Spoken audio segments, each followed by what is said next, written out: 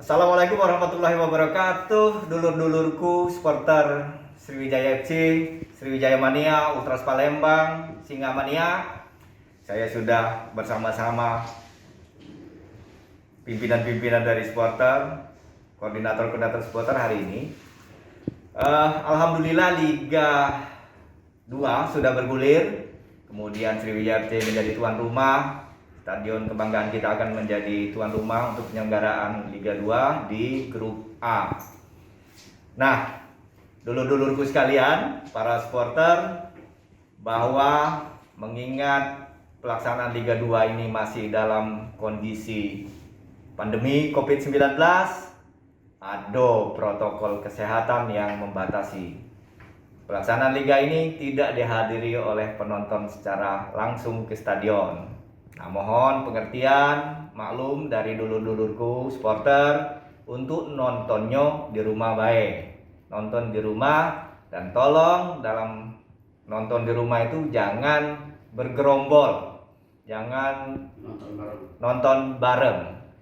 Dan yang paling penting, dulur-dulurku sekalian, tolong doakan tim kebanggaan kita ini.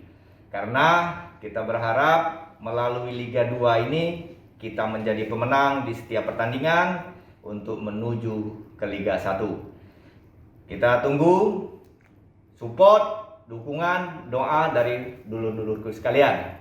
Yang berikutnya, karena pertandingan dilakukan di stadion, kemudian ada pembatasan oleh protokol kesehatan, tidak perlu nak datang ke stadionian.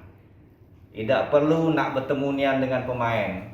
Pemain tahu bahwa di hati dulur-dulurku sekalian para supporter itu mendukung SFC sepenuhnya. Jadi tolong doakan kami, doakan pemain agar diberikan kesehatan, kekuatan. Kemudian yang paling penting kita dapat memenangkan semua pertandingan di grup A dan kita akan menuju 8 besar dan pada akhirnya kita dapat meningkatkan SFC bermain di Liga 2 kembali bermain lagi di Liga 1. Terima kasih dulur-dulurku, mohon doa.